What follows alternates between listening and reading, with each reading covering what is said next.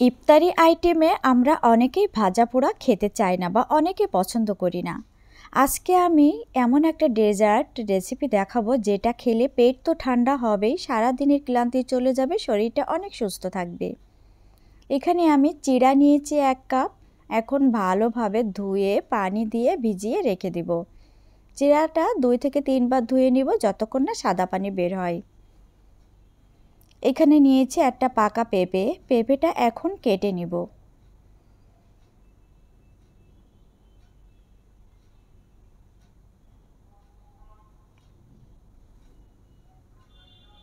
এখানে আছে ঘরে পাতা মিষ্টি দই। দইয়ের রেসিপি আমার চ্যানেলে আছে, আপনারা দেখে নেবেন।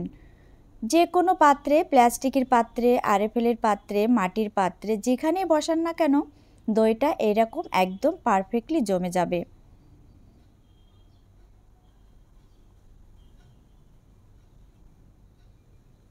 এখানে আমি আপেল নিয়েছি অর্ধেক, আঙ্গুর নিয়েছি বেশ কিছুটা, এখন পরিষ্কার পানি দিয়ে ধুয়ে নিয়েছি।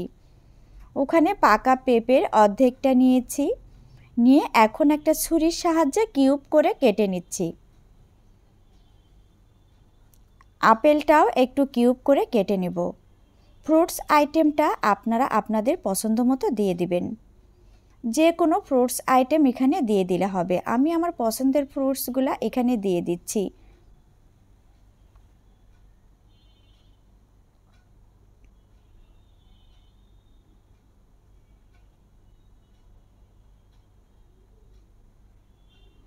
এখন আঙ্গুরগুলা ভালোভাবে ধুয়ে ছাড়িয়ে নিচ্ছি।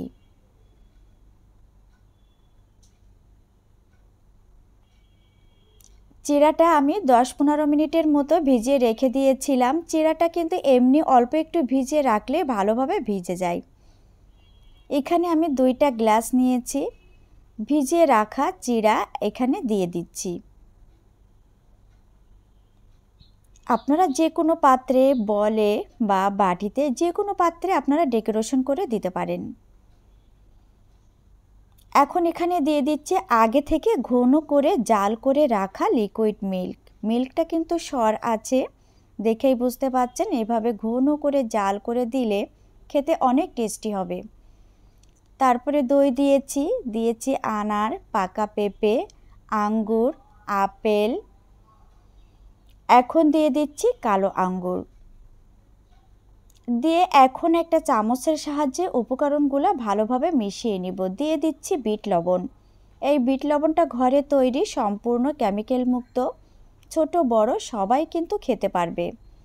পাকা পেঁপে, আপেল, আঙ্গুর এগুলা দিয়ে আমি আবার একটু ডেকোরেশন করে নিচ্ছি। দিয়ে দিচ্ছি চেরি। এখন এখানে দিয়ে দিব কিছু আনার, আর উপর থেকে দিয়ে দিচ্ছি দই। বুঝতেই পাচ্ছেন এই ডেজার্ট আইটেমটা খেতে কতটা মজার হবে, কতটা টেস্টি হবে।